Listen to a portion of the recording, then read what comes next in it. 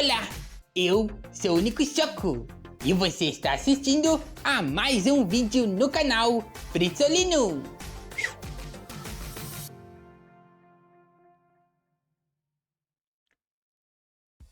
Olá pessoal, sejam bem-vindos a mais um vídeo aqui no canal Fritzolino. Eu sou o Fritz e hoje nós vamos dar continuidade à nossa retrospectiva jurássica, mas não com o próximo filme, como eu tenho certeza que todos vocês imaginavam que seria, mas sim com o primeiro desenho animado oficial da franquia Jurassic. Então, nós vamos deixar para falar sobre Jurassic World Dominion um pouquinho mais para frente e agora vamos focar na série Jurassic World Camp Cretaceous, que saiu aqui no Brasil como Jurassic World Acampamento Jurássico, que é um título que eu realmente não gosto, porque é muito redundante ter Jurassic duas vezes no título, e em inglês é muito mais legal a menção ao Cretáceo e a sonoridade de Camp Cretaceous.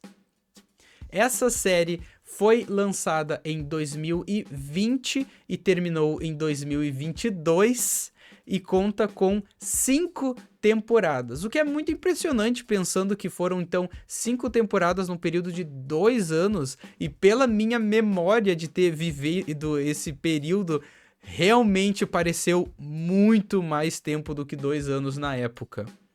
No total a série teve 50 episódios então, e eu confesso pra vocês que desde o começo eu sempre tive muito interesse em trazer aqui no canal Fritzolino vídeos comentando ou sobre cada episódio ou sobre cada temporada ao longo do lançamento da série, só que eu simplesmente não fui capaz de me organizar para fazer isso. Como vocês sabem, tem muitas coisas que eu gostaria de ter feito bem melhor aqui no canal, mas tudo bem, o importante é que eu tô aqui agora tentando correr atrás aí do prejuízo e fazendo o possível para seguir comentando sobre meus tópicos favoritos e espero então que vocês compreendam isso e continuem gostando aí de me acompanhar e de me ouvir falar, porque tudo dando certo agora, vocês ainda vão me ouvir falar muitas vezes daqui para frente. Então, a primeira imagem que saiu dessa série foi justamente essa que tá aqui atrás de mim, que eu vou dar um espacinho aqui para vocês verem. Conta com um elenco que é bem diferente do que apareceu de verdade na série, porque essa imagem é uma dessas artes conceituais, as coisas não estavam bem prontas ainda, incluindo os protagonistas da série. E eu confesso que desde a primeira notícia eu não tive boas expectativas. Eu achava que esse desenho tinha tudo pra dar errado, tinha tudo pra ser muito desnecessário, mas eu fui positivamente surpreendido desde a estreia e gostei, no geral, gostei muito desse desenho. Quem diria que nós estaríamos vivendo um período na franquia em que os filmes ficaram ruins, mas o que ainda salva é uma série de desenho animado, que continua sendo a única parte realmente boa da franquia sendo produzida hoje. Isso certamente era algo que eu não esperava dizer vários e vários anos atrás. Mas é aqui que estamos. A série, então, é focada em 6 personagens, como a gente viu aqui na arte conceitual, mas o visual correto deles é esse aqui, que eu trouxe só para usar de exemplo, esse pôster aqui, pra gente ver os personagens, para vocês matarem saudade aí deles, quando eles eram mais novos, né, a galera, quando eles ainda eram um pouco mais criança, pré-adolescente, mais ou menos, que é quando a série começa. Porque do que se trata essa série? A série é sobre essas 6 crianças que foram visitar o parque, o Jurassic World, quando o parque ainda funcionava, e se deram de cara com os eventos do primeiro filme. Então a maior característica dessa série é justamente isso, ela começa acontecendo junto do Jurassic World de 2015, ao mesmo tempo, e ela segue seus eventos nas temporadas seguintes até se encaixar com o filme seguinte, que foi O Reino Ameaçado. E a série foca, então, nessas crianças todas tentando sobreviver por terem sido deixadas, abandonadas, esquecidas na ilha, pobrezinhas delas. Ninguém resgatou elas a tempo e elas tiveram que ficar lá se virando sozinhas. O elenco principal, então, conta com o Darius, que é esse rapaz aqui do meio, é o mais principal de todos, né? E é o carinha que entende tudo de dinossauros. Aqui do ladinho dele tem o Kenji, que é o mais exibido do grupo, o cara que se acha o maioral, mais brigãozinho, mas com o tempo ele vai se abrindo e fazendo amizade com todo mundo também. Do outro lado, nós temos a Brooklyn, que era a influencer do grupo. Ela também era meio metidinha no começo, se achava o máximo e tudo mais, mas ela também acaba dando uma amolecida aí, se tornando mais amigável com o passar do tempo. E, obviamente, ela acaba perdendo um pouco da característica de influencer dela, porque não tem como fazer isso abandonada numa ilha sem acesso ao mundo exterior. Mas o legal dela é que essa personalidade dela eventualmente evolui em um lado mais jornalista e investigativo, que a gente vai ver muito mais pra frente. Aqui, então, nós temos o Ben, que é um personagem que passa pela maior mudança, principalmente no início da série, porque ele era aquele tipo de criança toda certinha e super protegido do mundo. Ele tinha medo de germes, então ele ficava passando álcool em tudo e coisas assim. Ele era super protegido e super medroso. Mas ele acaba passando ali por uma experiência de quase morte, e quando ele retorna, ele tá assim, ele vira esse moleque selvagem, especialista em sobrevivência, que eu achei que tornou ele um personagem muito divertido justamente por ele passar por essa mudança tão drástica. Temos aqui no meio também a Sammy, que é como se fosse assim a mãezona do grupo, né? É a mais amigável logo de cara, a mais acolhedora, a mais espaçosa. Ela guarda alguns segredos ao longo ali da série, ela tá envolvida com uma dessas companhias ali tentando se infiltrar e sabotar a engine e coisas do tipo que a gente vê ao longo da série, mas era tudo por causa de uma questão lá da família dela, eles estavam meio reféns da empresa, algo assim. Ela de verdade nunca quis fazer mal a ninguém, por isso que eventualmente todo mundo fica de boa com ela de novo. E por último nós temos aqui a Yasmina, que é a atleta do grupo, né? Ela, que é uma coisa que acaba levando ela muitas vezes a ser justamente a que se prejudica mais, coitada, né? Justamente porque ela é a mais atlética, a que corre mais, às vezes ela acaba sendo justamente a que se machuca mais também. Mas ela também é uma personagem muito legal, ela é muitas vezes a voz da razão do grupo. E, de modo geral, eu acho que a dinâmica entre todos esses personagens ao longo da série é muito boa. Vou tirar a imagem aqui porque acho que a gente não precisa mais deles aqui. Eu gosto bastante da dinâmica de todos esses personagens ao longo da série.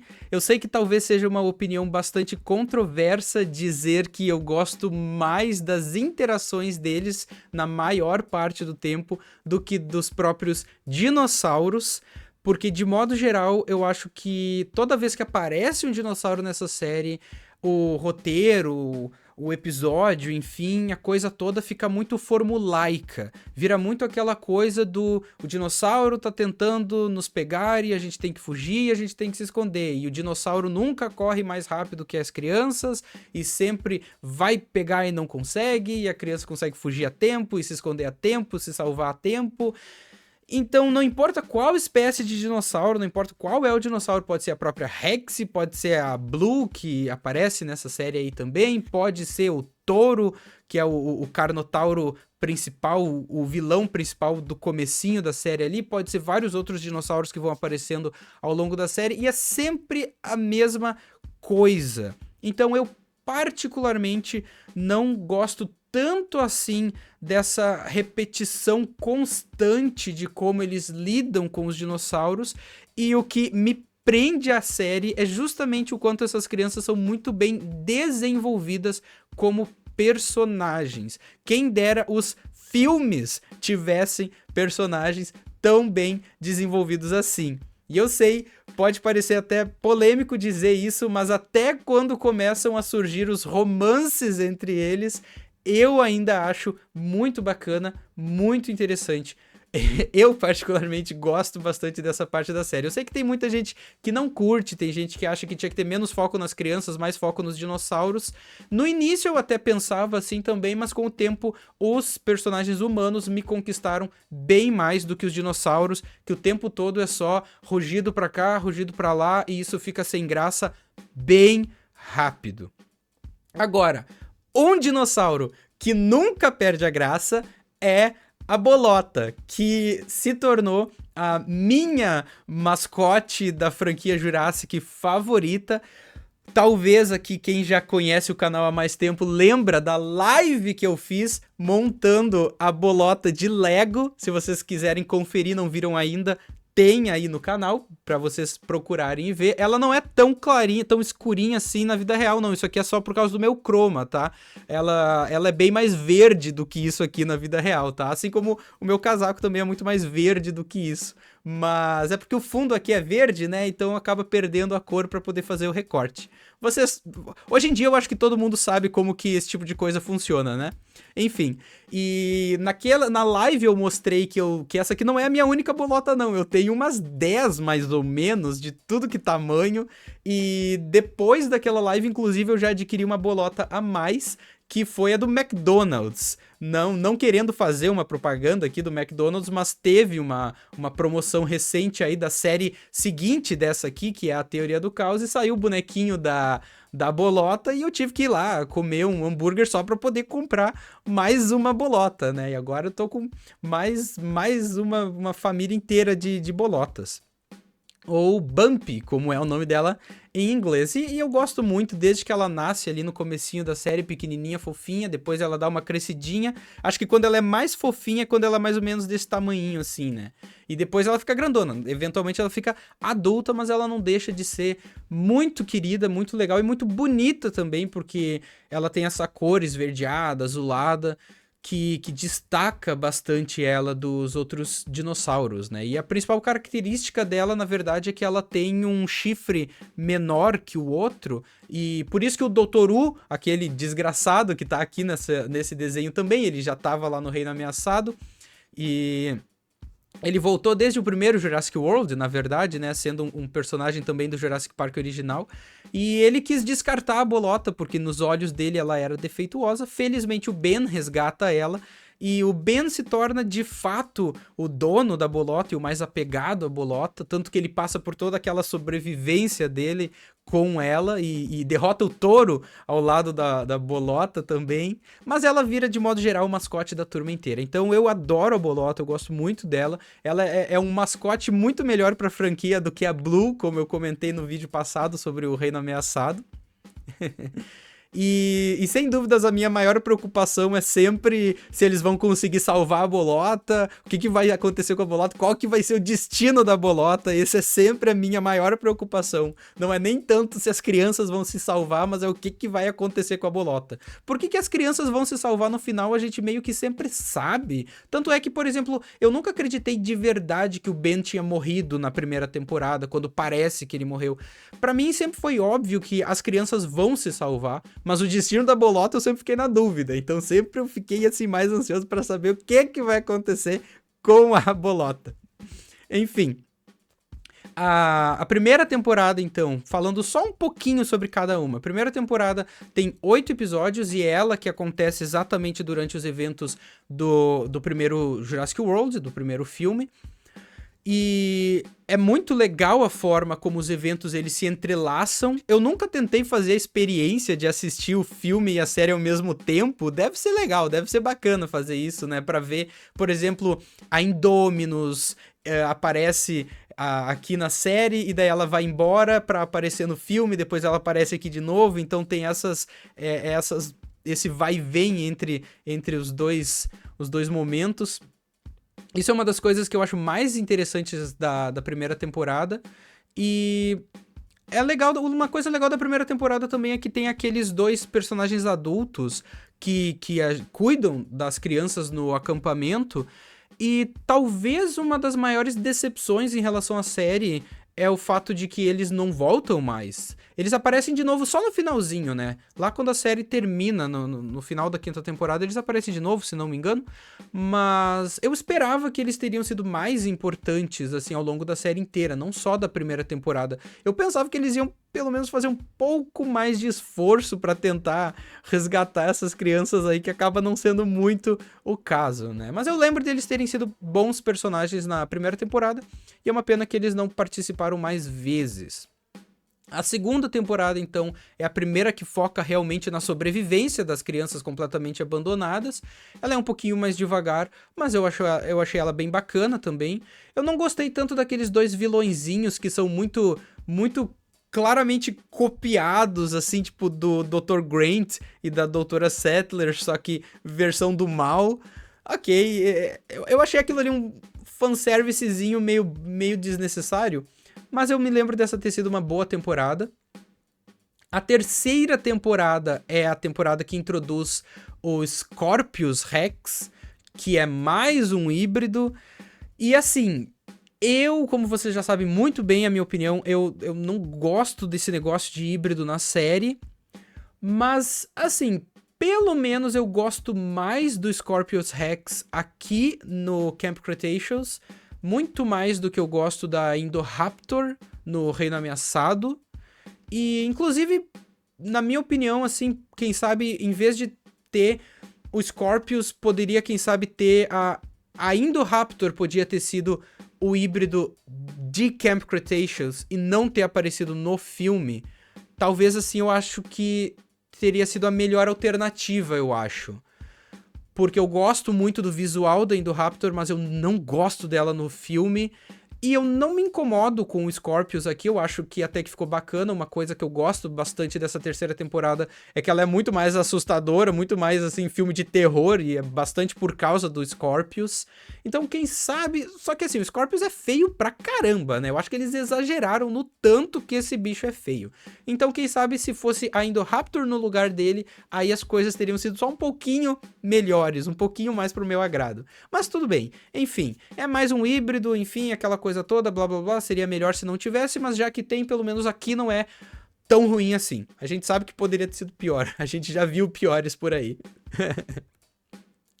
Então eu gostei bastante da terceira temporada, ela termina dando aquela esperança de que talvez dessa vez a aventura das crianças já terminou, elas vão conseguir se salvar, será que sim, será que não? Só que aí vem a quarta temporada. Inclusive, só recapitulando, a segunda temporada tem 8 episódios igual a primeira, a terceira já tem 10, e a quarta já tem 11. E a quinta temporada vai ter 12. E eu acho que isso não tinha muita necessidade, porque as temporadas elas vão se tornando mais longas conforme a série não necessariamente vai se tornando melhor. Porque a quarta temporada foi bastante controversa, eu me lembro muito bem de como foi a recepção dela, porque introduz outra ilha, e a ilha da Mantacorp, se não estou enganado, é da Mantacorp, ou de alguma outra das muitas companhias malvadas que criam dinossauros que pipocaram aí nos últimos anos. Mas enfim, ela é do pai do Kenji também, alguma coisa assim, e...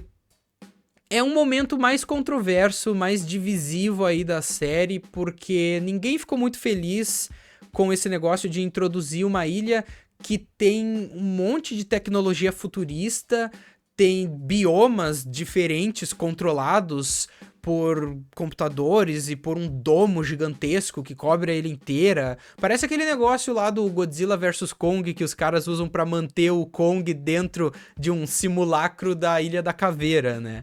Isso é o tipo de coisa que eu aceito no Monsterverso, mas eu acho muito mais difícil aceitar no universo aí do Jurassic Park, que ali a gente sempre pensa que tem aquela questão de que, poxa, mas eu queria muito que o universo do Jurassic se mantesse um pouco mais com o pezinho no realismo, e quando começa a aparecer esse tipo de coisa, já fica um pouco mais complicado aceitar, né? E tem também aqueles robôs que não são muito fora do que a gente sabe que na vida real hoje já existem uns robôs mais ou menos parecidos com esses que aparecem aí nessa temporada. Mas mesmo assim é o tipo de coisa que foge um pouco, foi tipo muito inesperado. Essa temporada inteira foi toda muito inesperada, nada disso assim era o que a gente imaginava, que o rumo que a série ia tomar. E tem aqueles híbridos bebezinhos assim também, que são feinhos, pobrezinhos. Eles tentam ser fofinhos, mas eles são um pouquinho mais feinhos do que eles são fofinhos. E... Mas assim, de modo geral, eu não acho ruim a temporada. Eu achei bem divertida de assistir, bem legal, uma boa aventura. Então, nesse ponto de vista, eu acho uma temporada muito boa, assim como a série toda, de modo geral, é muito boa.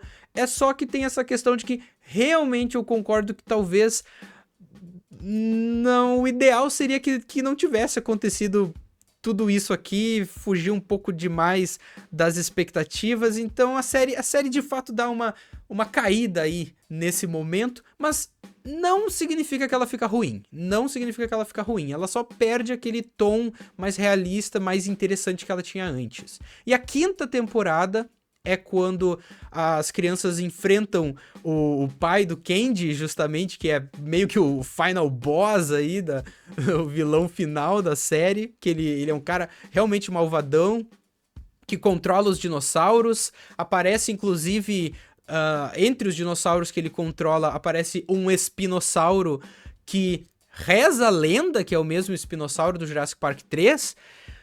Cara, eu sempre fico completamente na dúvida se eu posso acreditar nesse tipo de coisa, mas assim, pelo menos eu prefiro acreditar que esse espinossauro que aparece aqui é o mesmo do Jurassic Park 3 do que aquela palhaçada que foi no jogo do Jurassic World Evolution 2, que os caras tiveram a coragem de fazer os Velociraptors matando o espinossauro. Quem assistiu alguns anos atrás o meu gameplay desse jogo aqui no canal, e tem salvo aí no canal também para vocês assistirem até hoje, se vocês quiserem procurar, vocês viram ao vivo a minha reação do quanto eu odiei, do quanto eu fiquei pistola. Eu achei uma completa ofensa os caras matar o espinossauro daquele jeito.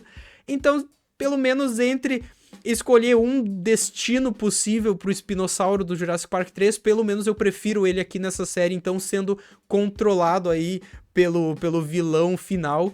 Não que isso seja uma coisa muito legal, esse negócio de ficar controlando a mente, a cabeça dos dinossauros é outra coisa que foge muito da realidade e que a atual fase da franquia Jurássica tem uma mania gigantesca de querer focar em infinitos métodos de como controlar um dinossauro. Eu não sei que obsessão é essa que a franquia tem hoje em dia. Nunca achei isso muito interessante. Até onde eu sei, nenhum fã da franquia jamais achou isso lá tão interessante assim. Eu não sei por que a franquia é obcecada com duas coisas. É híbrido e é controlar os dinossauros. Sério, eu nunca vi ninguém pedir por isso e parece que a franquia hoje em dia só sabe pensar em uma dessas duas coisas. Mas enfim, como eu disse, não me incomoda tanto assim. No geral, parece que eu tô reclamando muito, parece que eu tô reclamando horrores, né? Mas é que tudo isso se amarra com aquilo que eu já comentei desde o início. Tudo que acontece em relação aos dinossauros não é nem tão interessante assim do meu ponto de vista, mas o desenvolvimento dos personagens humanos é muito bacana. Tanto é que o coitado do Kent tem que enfrentar o próprio pai, então ele passa talvez pelo evento mais traumático aí de todas essas crianças, né? Eventualmente perdendo o pai aí no final da série, que é uma das coisas que acaba influenciando a série seguinte, a continuação, que foi justamente a Teoria do Caos, que mais pra frente a gente fala também, depois que a gente tiver falado sobre o Dominion. Só pra encerrar então, eu também gosto muito de como a terceira temporada faz aquela conexão com a cena de abertura do Reino Ameaçado, e o finalzinho aqui da série faz também a conexão mostrando aquela questão de que os dinossauros estão livres no mundo agora do final do Reino Ameaçado. Claro que é completamente ridículo que só porque aquele bandinho de dinossauro fugiu lá da mansão Lockwood, de repente, quando o Darius olha pra fora da janela da casa dele, tem um braquiossauro enorme ali no quintal. Claro, porque faz muito sentido, lógico, assim, ó. Realmente, foi esse o momento que jogaram qualquer realismo desse universo pela janela mesmo, né? Mas, tudo bem. Pelo menos eu gosto de que essa série, tanto essa quanto a próxima, eu gosto dessas conexões com os filmes, porque daí tudo parece mais amarrado, tudo parece mais... Uma coisa é mais canônica com a outra, aquela coisa e tal, não fica uma coisa tão solta, tão jogada pro alto. Uma coisa de tipo, não, essa série não importa porque ela não conecta com os filmes. De fato, os filmes, até os filmes que saíram depois, eles nunca fazem nenhuma referência a esses desenhos, mas pelo menos eu gosto das tentativas aí dos desenhos de se manterem conectados aos filmes. Apesar de que, verdade seja dita, são os filmes que deveriam se sentir honrados de serem lembrados por esses desenhos, já que os desenhos atualmente são melhores do que os filmes. Antes de encerrar, então, eu não posso deixar de mencionar que depois que a série terminou, saiu um último episódio especial, um episódio interativo, daqueles que tinha na Netflix aí uns anos atrás, que a gente escolhe o que acontece, aparece a opção e a gente clica. Só que, pelo que eu me lembro do que acontece nesse desenho, a gente não tinha muitas alternativas, não. Porque se a gente escolhesse a opção errada, os personagens simplesmente morriam e a gente tinha que começar de novo, algo assim. Então não tinha lá muita opção alternativa não, a gente era meio que um jogo de tentar adivinhar qual que é a escolha certa, porque senão ia dar tudo errado. Pelo que eu consultei aqui na internet, esse episódio acontece entre a segunda e a terceira temporadas, mais ou menos, mas o problema que eu percebi foi que antes de vir aqui pra gravar esse vídeo, eu dei aquela pesquisada básica ali, entrei na Netflix, né, pra dar aquela consultada, rever a série um pouco e tudo mais, refrescar a memória. E pra minha surpresa, esse episódio, que inclusive o título é A Aventura Escondida, Hidden Adventure, ele sumiu, não tem mais. A Netflix tirou do catálogo, vocês acreditam nisso? Palhaçada, hein? Pô, palhaçada, a Netflix tá aí... ela começou sua existência sendo o melhor recurso da internet para assistir filmes e séries, o melhor catálogo que tinha. Poxa, parecia que o futuro tava ali, tudo que a gente quisesse assistir ia estar disponível ali, e agora tá nessa situação aí, agora tá... A própria Netflix está criando suas próprias Lost Medias, né? Ela cria um conteúdo exclusivo dela que só tem ali, e daí ela mesma vai lá e remove. Simplesmente tira aí daí, não existem mais meios legais de acessar o conteúdo. Olha que palhaçada, ó. Caiu muito no meu conceito depois dessa, viu? Infelizmente, né? Mas é isso.